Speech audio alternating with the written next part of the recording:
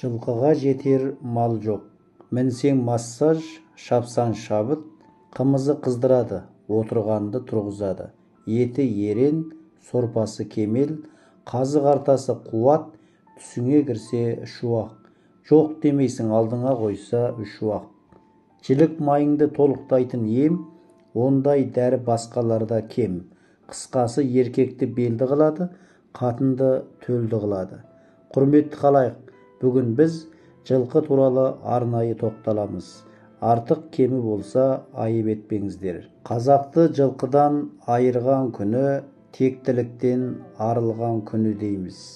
300 мыңдай жылқының көзін құртқан кешегі отаршылдар 3-ақ күнде басып кіріп, 3-ақ жылда қамал салып, 3 ғасыр емін еркін билеп төстеді емес пе? Үйірден ажыратып, ши бөрілерге талатып. Өтеріс өтті. Құлагердей кісінеген қазақ руханиятына жылқыға жақын ақан барда, үміт алда.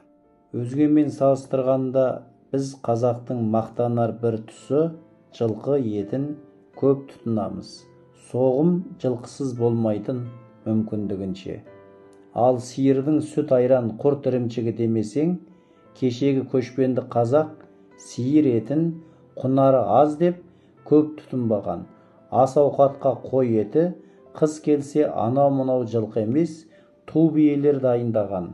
Ал бүгінгі қазақияда қалыптасқан бір жаман әдет, тай, байтал еті немесе тоқты еті жас мал деп сыңар жақтылы көзқарасты әсіресе қала халқының талғам өресіне дендеп кіргізіп жіберген.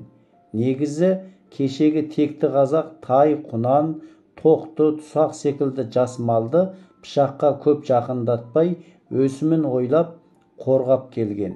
Және бір себебі ту бие 5 жастан асқан ірі жылқы немесе ту қой, құнан, дөнен қойлардың медициналық тағамдық құнарын ерте сезіп, соларды ас ауқаттан ажыратпаған.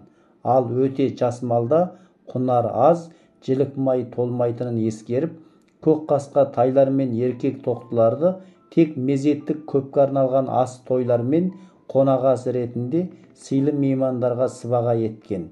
Қазір бір әттеген айы қаладағы ет базарда сатушы мен аларман түгелімен жас мал етін жәркемдеуге әуес.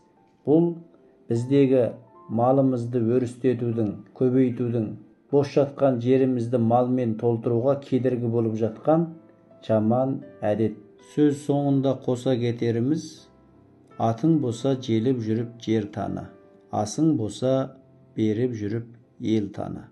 Кешегі қазақ қолында малы бар, жері бар, ешкімге қол жайған жоқ, кіріптар болған жоқ. Аса бір білімді игеріп, техниканың тілін тауып, жаңалықтың жілік майын ашып кетпесе де, өз малы өзінде, өз қолы аузында емін еркін өмір сүрді.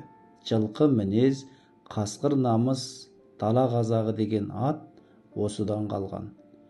Аса бір ғылымның да, сол ғылымның шегі атом бомба ядроның да осы күнде бейбітшілікті бұзып, бейгүнә сәбилердің ұйқысын ұрлап жатқанын жақын маңнан да көріп жатырмыз. Ақ бейіл қазағым өзімен өзі қойын құрттатып, айранын ұрттап, әдемі өмір сүрген. Ал қазір кейбір қазақты қарыз меңдетіп жіберген.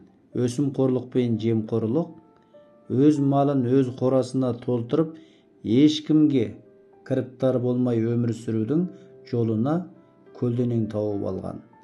Ел ағалары осы жағын ерекше қолға алып, бос жатқан жерімізге жау шақырмай, алдарына мал салып берсе, мал сала алмағанын қойшылықпен өздерінің ата шаруашылығын дамытуға мүмкіндік жаратса, қазақ тәуелсіз өз елінде өгей баніктерге тәуелді болып қалмай, керемет күй кешереді. Қарны тоқ, қайғы жоқ. Ендеше ел аман, жұрт тыныш, әр қазақ бай болуға хақылы. Құрметпен, Керек дерек арнасы.